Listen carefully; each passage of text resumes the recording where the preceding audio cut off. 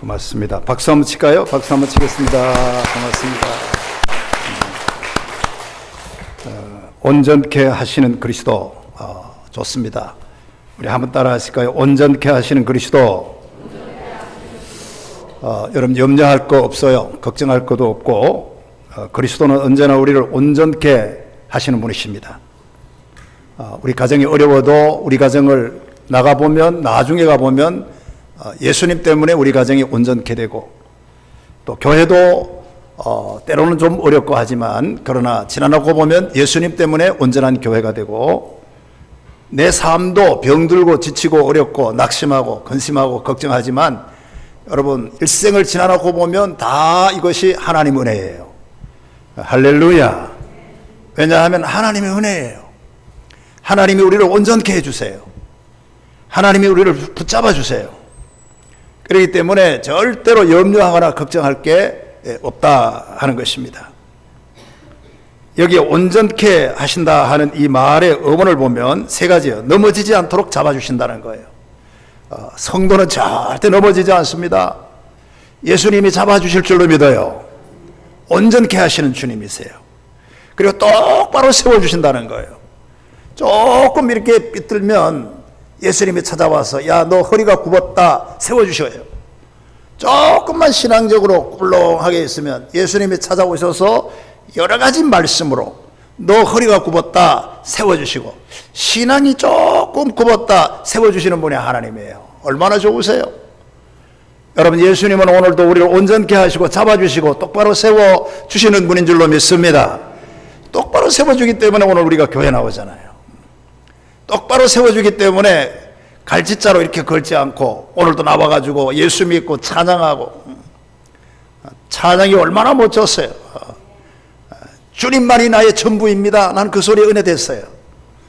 여러분 들었어 안 들었어? 주님만이 나의 전부입니다. 이 찬송 속에 가사 속에 얼마나 은혜가 되는지 몰라요. 여러분 흔들리지 않도록 잡아주시는 주님의 온전케 하시는 주님을 여러분 영접하시고 그분을 의지하고 평생 승리하시기를 주의 이름으로 축원합니다. 히브리서 기자도 히브리서의 12장 2절에 말해서 그러므로 믿음의 주요 또 온전케 하시는 이 예수를 바라보자 그랬어요. 다른 거 바라보면 넘어져요. 명예를 바라보면 넘어져요. 돈을 바라보면 넘어져요. 사람을 바라보면 넘어져요. 세상을 바라보고 바다를 바라보면 넘어져요. 풍랑을 받아보면 거기에 빠지게 되어 있어요. 그렇기 때문에 우리는 무엇을 보느냐, 그 시선이 어디에 있느냐 차이가 엄청난 거예요. 여러분 바람이 불어도 주님 바라보시길 바랍니다. 태풍이 불어도 주님 바라보시길 바랍니다. 왜냐하면 주님은 믿음의 주이시기 때문입니다. 그리고 우리를 온전케 해주시는 분이기 때문이에요. 그래서 사람은 우리를 절대로 온전케 해주지 못해요.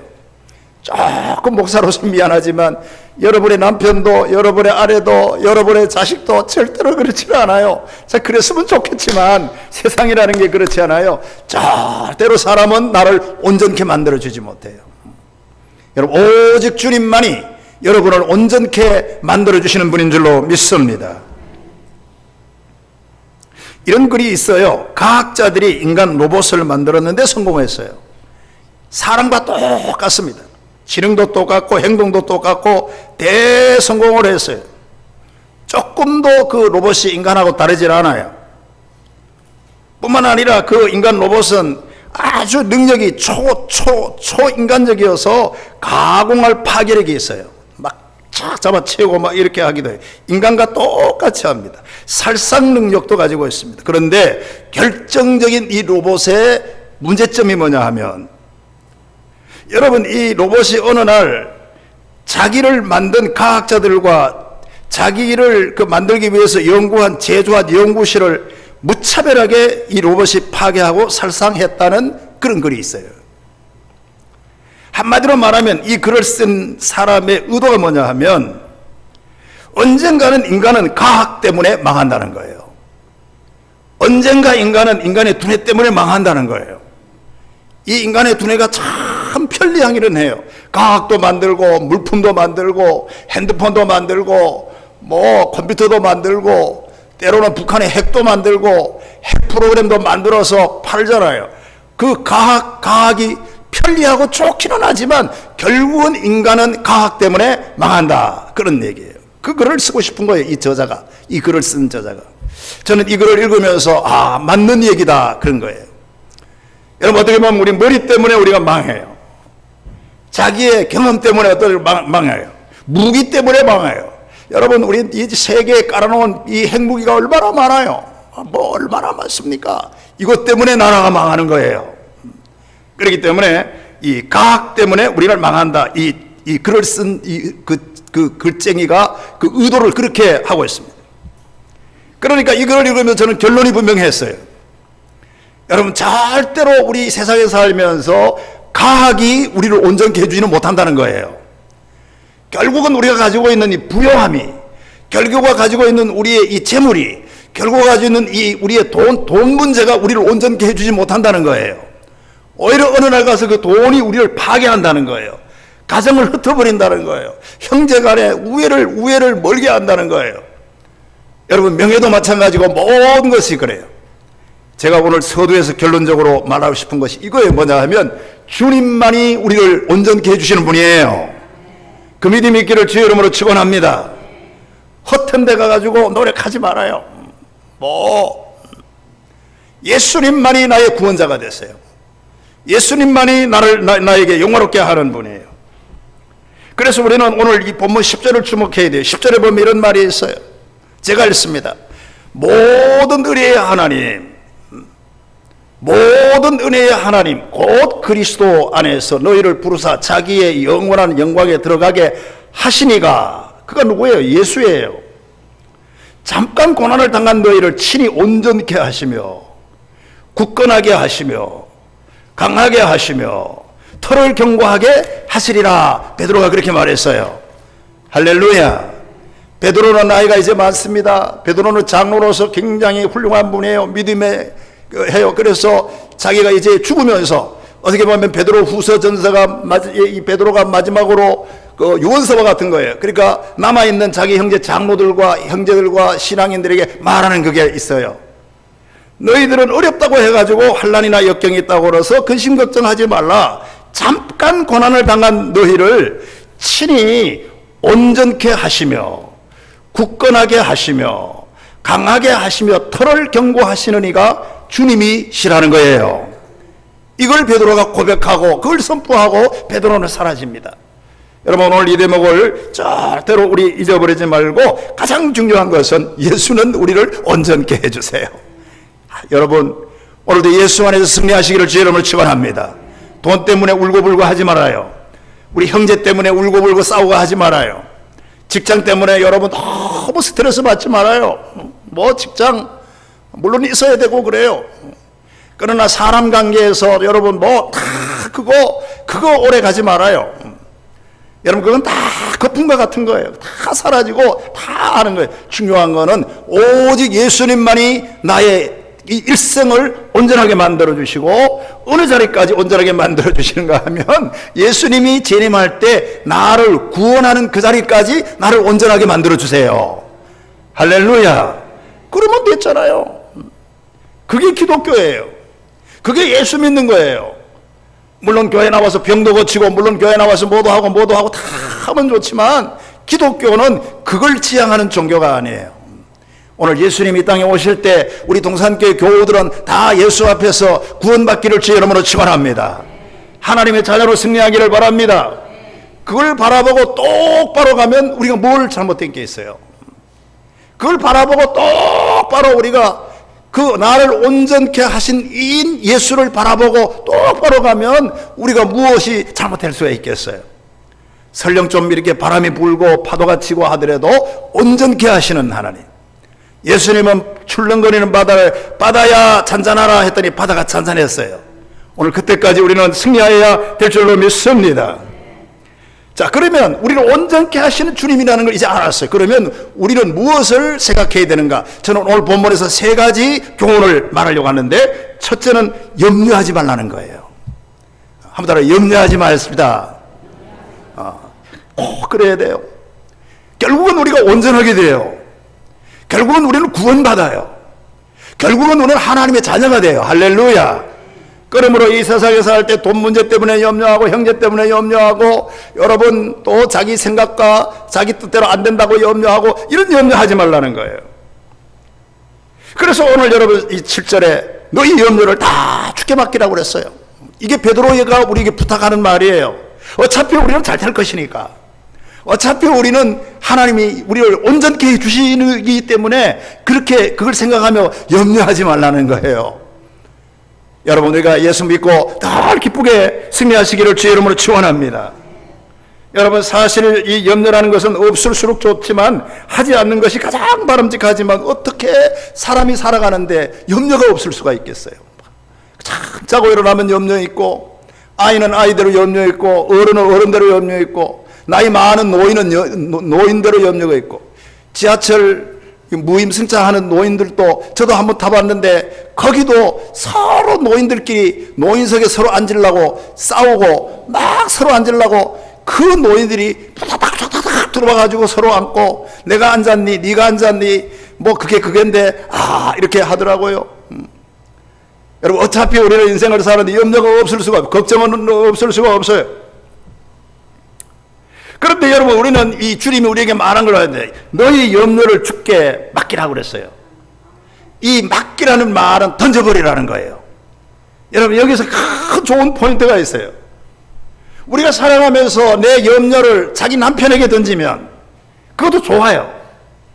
내가 살아가면서 내 염려거리, 내 결혼 문제, 내 직장 문제, 내 인생 문제를 부모에게 던지면 그것도 좋은 얘기예요. 그것도 하나의 방법이 있을 수가 있어요. 그러나 결정적으로 말할 수 있는 한 근거는 뭐냐 하면 우리의 염려를 사람에게 던지면 그 던진 염려가 나중에 다시 내게로 오게 돼 있어요. 할렐루야. 그러니까 우리는 딱 한 가지밖에 없어요. 내 염려를 친한 친구에게 던질 수가 없어요. 내 염려를 내 남편이라고 해서 던질 수가 없어요. 왜? 그 남편이 내 문제를 해결해 주지 못해요. 언젠가는 던졌던 염려가 그게 부배랑이 돼가지고 더 큰 염려거리로 나게 와요. 이게 사람에게 던질 때 그래요. 중요한 거는 우리는 염려를, 그래서 베드로는 주님에게 너희 염려를 맡기라고 그랬어요. 왜냐하면 주님은 우리의 염려를 다 맡아주시기에 그 풍성한 분이니까. 주님은 우리의 염려를 다 맡아주실 능력이 있는 분이니까. 오늘 여러분들의 염려를 어차피 우리는 잘 될 것이고 어차피 우리는 온전하게 될 것이기 때문에 모든 염려를 주님 앞에 맡기면서 던져버리고 딱 모르겠다 주님 그냥 드립니다. 기도 한마디 딱 하고 새벽기도 나와가지고 기도하고 아버지 자녀 문제 있어요. 아버지 돈 문제 있어요. 아버지 이거 문제 있어요. 이건 내 감당 못해요. 기도 한번 딱 하고 주여 맡깁니다. 던져버리는 거예요. 그렇게 하라고 베드로가 이렇게 말하는 거예요. 오늘 여러분 우리가 염려를 다 주께 맡기기를 주의 이름으로 축원합니다. 그래서 요한복음 14장 1절에 보면 너희는 마음에 근심하지 말라. 하나님을 믿으니 또 나를 믿으라 그랬어요. 이 근심이라는 말은 그 어원적으로 찾아보니까 분리시키다 그런 뜻이 있어요. 그러니까 나누다, 분리시키다. 그 나누기 때문에 근심이 온다는 거예요. 여러분 그러니까 분리시키기 때문에 근심이 와요. 왜 우리가 근심이 와요? 같이 있었을 때는 전혀 근심이 없어요. 아내와 남편이 같이 잠자고 아내와 남편이 같이 밥 먹고 아내와 남편이 같이 여러분 일하고 이게 같이 있을 때는 전혀 근심이 없어요. 어느 날 분리가 되는 거예요. 마음이 뜨는 거예요. 내가 남편을 믿었는데 아내를 믿었는데 이게 마음이 조금 뜨면 그때 근심이라는 에너지가 근심이라는 요소가 그 안에 들어가서 근심하게 된다는 거예요. 여러분 절대 우리 분리하지 않기를 주의 이름으로 축원합니다. 근심이 어떤 통로로 오냐면 분리라는 통로로 통해 가지고 와요. 예를 들면 이런 겁니다. 내 신앙이 불신앙으로 분리될 때 근심이 와요. 예수를 잘 믿던 사람이 안 믿는 쪽으로 분리되면 근심이 들어와요. 내 마음이 주님으로부터 분리돼요. 지금까지는 주님밖에 몰랐는데 자꾸 주님을 따로 하고 자꾸 이렇게 약간 틈을 분리를 하니까 그 속으로 근심이 들어오는 거예요. 그게 근심이라는 어원의 그 뜻이 거기에 있어요. 내 믿음이 어느 날 갑자기 의심으로 분리돼요.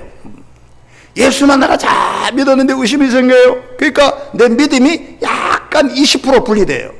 0.5%도 분리되면, 꼭 0.5%도 분리될 때 내 속에 염려와 근심이 들어온다 하는 게 근심의 원리예요.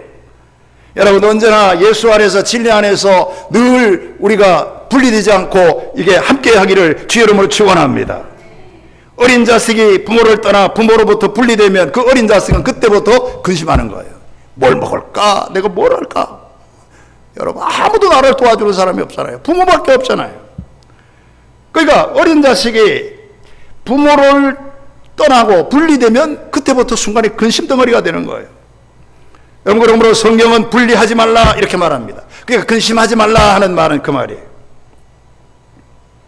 90세 된 노인에게 장수 비결이 뭔가 이렇게 어떤 사람이 물어봤어요. 그랬더니 이 90세 되는 노인이 이렇게 말했어요. 나는 일할 때 열심히 일하고 앉을 때 천천히 앉고 근심되는 일이 있으면 그냥 냈다 잠을 자버린다 이렇게 말했어요. 그러니까 근심을 안고 고민하지 않겠다는 거예요. 이 노인이 이 장수하는 비결이 그거예요. 괜히 근심을 안고 밤에도 꿍꿍 앓고 낮에 꿍꿍 근심해봐야 해결도 안 되는데 그 근심해봐야 아무 소용도 없는데 이거는 그걸 근심하지 않고 그냥 안고 있지 않겠다는 거예요. 자, 그런데 그것도 중요하지만 나는 목사로서 건면합니다. 우리가 근심을 안 한다고 해서 잠을 푹 잔다고 해서 근심이 사라지나요? 저는 사실은 잠을 한번 길게 한번 자보지를 못해요. 목사 얘기니까. 이게 끊어서 이렇게 늘 자요. 한번 8시간을 푹 한번 잡았으면 좋겠어요. 그러니까 이번에 휴가 때는 한 7시간 푹 잤어. 자는데 안 돼. 5시쯤 되면 또 깨고 이렇게 해요. 또 자려고 눈을 막 붙이고 막 이렇게 비계를 막 이렇게 했는데 자꾸 안 돼요.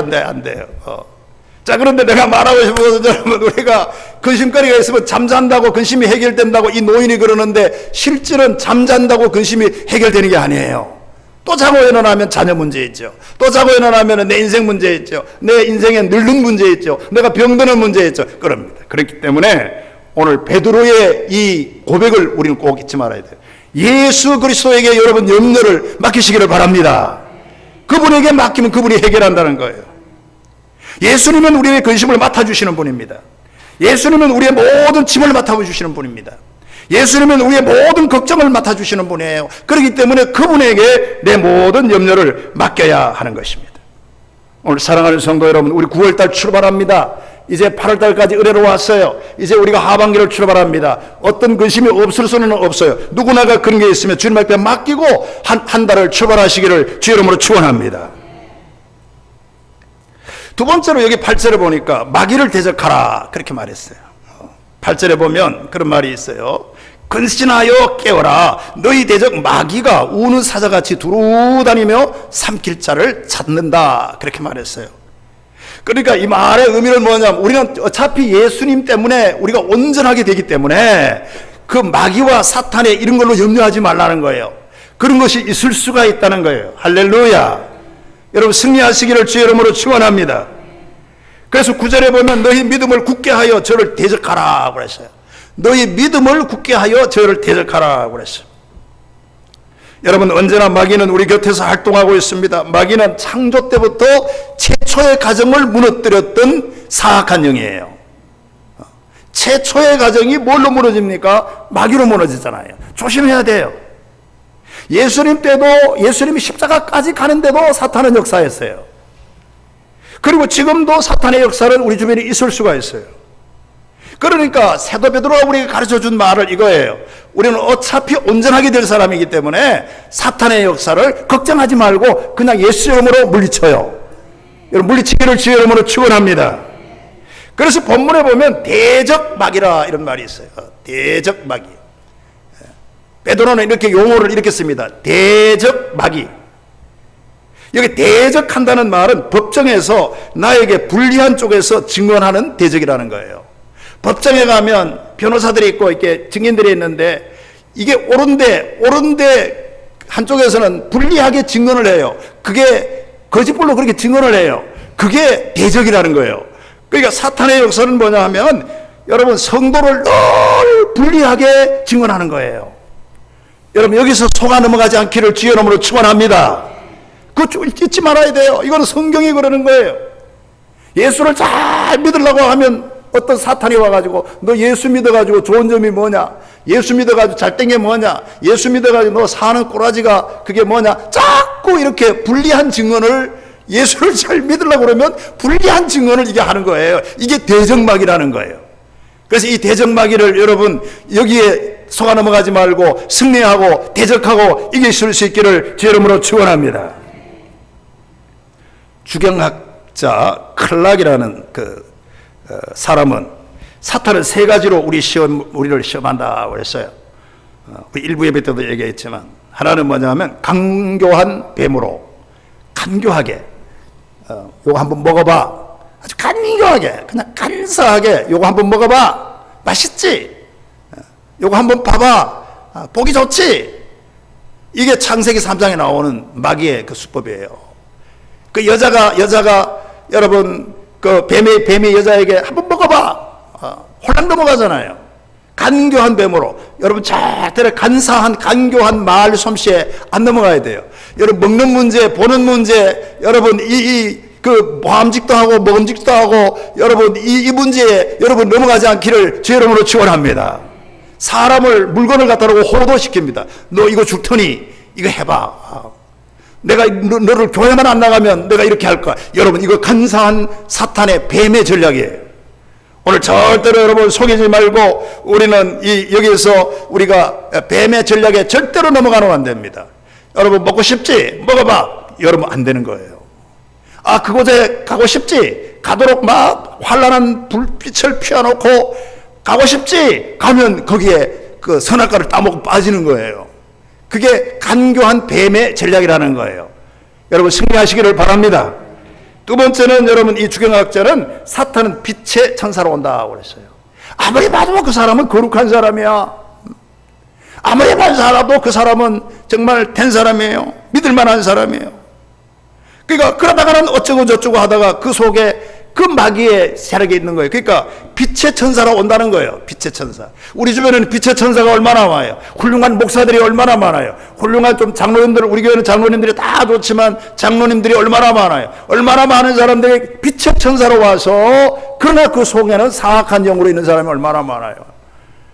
여러분 하나님의 은혜로 우리가 어떤 경우에도 하나님 은혜를 생각하고 이 전략에 승리하시기를 바라겠어요. 그리고 한 가지 더 얘기하면 이 주경학자 클락이라는 사람은 사탄은 우는 사자로 온다는 거예요. 우는 사자. 그 우는 사자도 수사자. 여러분 암사자는 좀 예쁘잖아요. 암사자는 예쁜가요? 안 봤어? 수사자는 대단해요. 막 머리가 이렇고요. 이 털이 나는 그 동물의 왕국보다 암사자도 사실 좀 미워. 왜? 좀 약한 거 다 잡아먹으니까, 아이고, 저거 좀 안 했으면 좋겠다, 이런 생각이 드는데, 수사자는 또, 이따가 머리가 이만한 수사자가 너무 무서운 거예요. 눈이 막 이만하고, 이빨이 이만하고. 그러니까 여러분, 사탄은 우리에게 뭘로 오느냐 하면 사자로 와요, 사자. 사자로 온다는 말은 우리를 겁을 준다는 거예요, 겁을 준다는 거예요. 여러분, 승리하시기를 바랍니다. 우리 주변에 나를 겁주고 하는 게 얼마나 많아요. 막 우는 사자처럼 막 겁을 주고 너는 회사가 그렇게 하면 안 된다. 너는 그렇게 살면 안 된다. 겁을 얼마나 줘요. 여러분 우리는 이러한 사탄의 그 루트를 바로 잘 알고 믿음으로 승리하시기를 바랍니다.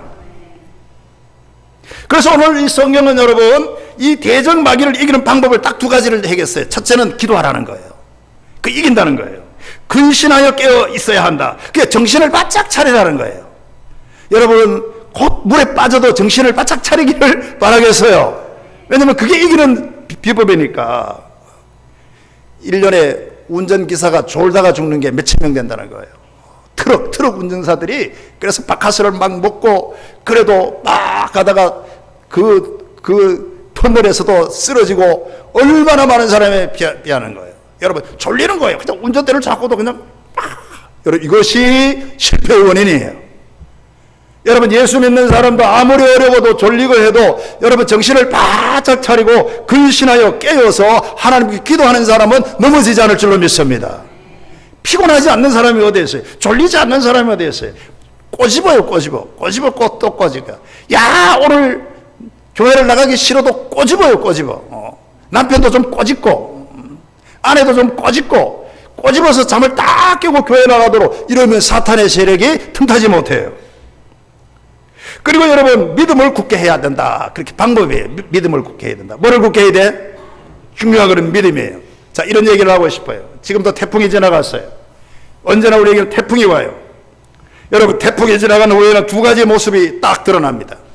언제나 그렇습니다. 하나는 바람에 무너진 집이 있고, 또 하나는 여러분 끄떡하지 않고 그대로 태풍이 지나가도 우뚝 서 있는 집이 있어요. 그리고 바람이 불고 태풍이 불어가도 어떤 데는 뿌리채 뽑히고 부러지고 꺾여 넘어지고 그런 나무가 있는가 하면, 어떤 나무는 가지와 잎사귀만 몇 잎 떨어지고 그대로 버티면서 서 있는 나무가 있습니다. 태풍이 불어도 그렇단 말이에요. 그 이유가 무엇입니까? 딱 하나예요. 뭐냐 하면, 뿌리가 깊은 튼튼한 나무는 태풍이 와도 그대로 서 있을 수 있어요. 할렐루야. 뿌리가 약하면 따라 무너져요.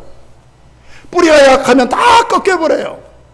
뿌리가 약하면 그냥 과일이 이렇게 많이 열매 맺고 이제 한 달만 있으면 막 과일이 수확이 있는데, 뿌리가 약하니까 나무가 휙 넘어지니까 그 열매가 다 무산이 되는 거예요. 그러니까 뿌리가 깊으냐 안 깊으냐, 그 문제예요. 여러분, 시험과 환란이 왔을 때도 마찬가지입니다. 환란과 시험이 이렇게 와도 여러분, 시험과 환란의 바람이 휩쓸고 지나간 자리에도 의연하게 우뚝 서 있는 신앙의 나무들이 많습니다. 여러분은 어떤 이 바람이 불어도 우뚝 서 있는 신앙의 나무들이 되기를 바라겠어요. 왜 그런 나무가 있느냐? 그 나무는 뿌리가 깊기 때문에 그래요. 그러니까 믿음의 뿌리가 깊어요. 믿음의 뿌리가 깊은 사람은 이 나무는 우뚝 서 있어요. 바람아 불어라, 세워라 흘러라, 여러분 풍랑아 불어라, 이렇게 서 있습니다. 그래서 오늘 사도 바울은 결론적으로 우리에게 말합니다. 믿음을 굳게 하라, 그 말이에요. 여러분, 오늘 성가대도 믿음을 굳게 하시기를 축원합니다. 우리 교우들도 믿음을 굳게 하시기를 주의 이름으로 축원합니다. 이런 얘기가 있어요. 이제 시간이 조금 있는데, 유명한 나폴레옹이 자기 그 부하가 물었어요. 나폴레옹은 뭐 다 나라를 점령하고 최고의 장관이잖아요. 최고의 장교예요. 최고의 장군이에요.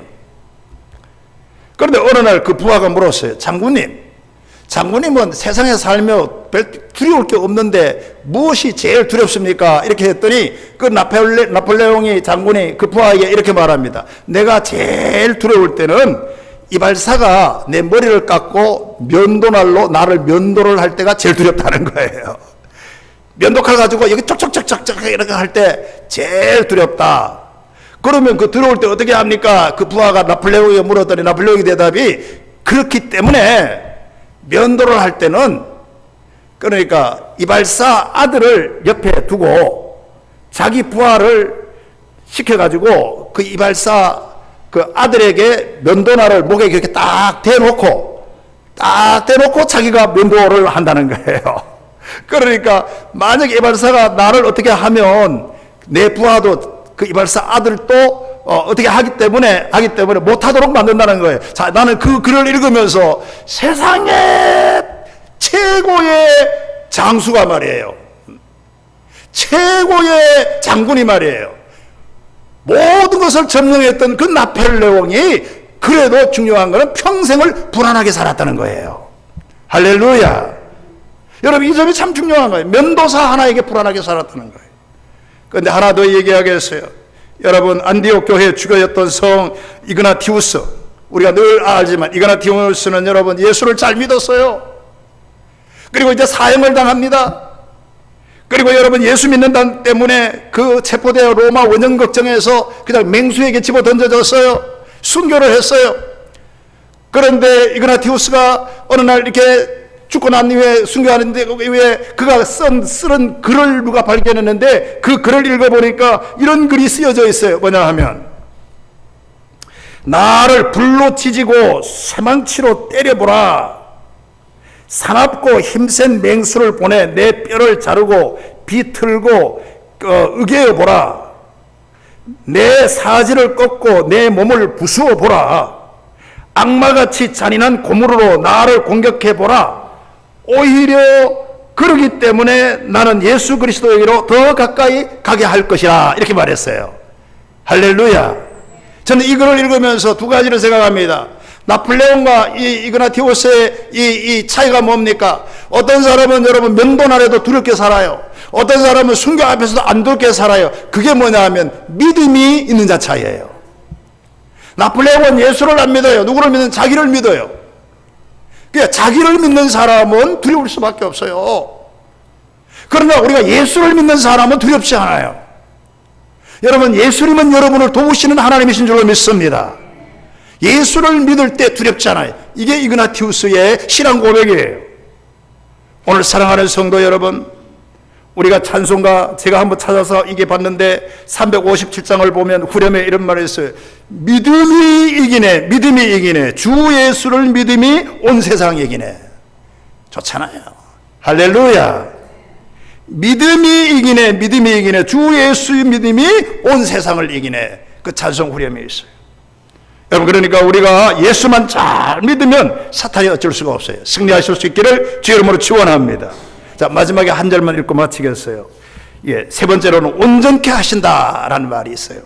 10절에 보니까 잠깐 고난을 당한 너희를 친히 온전케 하시며 굳건하게 하시며 강하게 하시며 너 털을 견고하게 하시느니라 그랬어요. 온전케 하신다는 거예요. 그게 결론이에요. 베드로의 그 작별 인사의 마무리의 인사말의 마침이에요, 마침. 그런데 히브리서 5장 8절에서 9절에 보니까 이런 말이 있어요. 그가 아들이시면서도 고난으로 순종함을 배워서, 그가 아들이면서도, 하나님의 아들이시면서도, 그가 아들이시면서도 고난으로 순종함을 배워서 온전케 되었은즉, 그 말이 있어요. 그러니까 여러분, 예수가 처음부터 온전하게 된 게 아니에요. 예수님도 인간이기 때문에 십자가를 안 지려고 그랬잖아요. 안 지려고 온전하지 못했어요. 하나님, 나 십자가 안 지겠어요. 내가 왜 고생합니까? 막 이렇게 온전하지 못했어요. 그런데 그 고난을 통해, 그러니까 고난을 통해서 그 예수님은 아들이지만 순종함을 배워서 온전하게 됐다는 거예요. 저는 이 대목을 읽으면서 마찬가지로 우리도 어떻게 진짜 온전한 사람이 될 수 있을까? 고난이 와야 돼요, 고난이. 여러분, 고난이 오면 순종을 배워요. 예수님이 그랬다는 거예요. 히브리 기자가 그렇게 쓰고 있어요. 예수님도 첫 번에는 온전하지 못한 사람이에요. 십자가를 안 지려고 그러고 반항하고 왜 내가 십자가를 져야 됩니까? 그런데 예수님은 십자가의 고난을 통해서 여러분 순종을 배우는 거예요. 순종을 배우는 거예요. 할렐루야. 겸손을 배우는 거예요. 그랬더니 예수님이 온전한 사람이 됐고 십자가를 지고 부활하심으로 승리의 사람이 됐다는 게 히브리 기자의 증언이에요. 그렇기 때문에 우리도 여러분 온전한 사람이 되려면 고난이 와서 순종을 배워야 돼요. 여러분, 우리는 교만해가지고는 순종을 못 배워요. 고난이 오면, 예수님이 고난이 왔기 때문에 순종을 배우는 거예요. 할렐루야. 그러니까 순종을 배웠기 때문에 겸손해지는 거예요. 겸손해지니까 온전한 사람이 되는 거예요. 온전한 사람이 되는 거예요. 이게 바로 오늘 예수님이 그랬던 것처럼 우리도 그런다는 거예요. 자, 결론적으로 그러함에도 불구하고 더 중요한 것은 예수님이 우리를 온전케 하신다는 거예요. 예수님은 온전하게 되신 분이기 때문에 우리를 온전하게 하시는 것입니다. 사랑하는 성도 여러분, 우리가 진실로 예수를 영접하고 내 속에 모시면 내가 온전한 사람이 될 줄로 믿습니다. 교만해 보면요, 온전해지지를 못해요. 끝까지예요. 걷잡을 수가 없어요. 그러나 여러분, 고난이 오면, 하나님이 고난을 주면, 그 고난을 겪다 보면 거기에 내가 이렇게 고난을 당하는구나 순종하게 되고, 순종이 배워지면, 예수님이 순종이 배워지니까 온전한 사람이 됐다고 그러잖아요. 여러분, 우리는 겸손할 때 온전한 사람이 될 줄로 믿습니다. 그리고 예수님이 우리를 온전하게 해주면 우리는 온전하게 돼요. 자, 사랑하는 성도 여러분, 이제 9월이 시작됩니다. 여러분, 어차피 우리는 예수님으로 말미암아 구원받는 거예요. 예수로 말미암아 온전한 사람이 되는 거예요. 그러므로 걱정하지 말고 모든 염려를 다 9월 한 달 다 주님 앞에 맡기면서 승리하시기를 바랍니다. 악한 영과 여러분 모든 예수를 믿다 보면 어려움이 있을 수밖에 없는데 다 그리스도 이름으로 물리치고, 나를 온전케 하시는 이 일을 바라보면서 우리가 늘 승리하기를 주의 이름으로 축원합니다. 축원합니다. 기도하겠습니다. 하나님 아버지 감사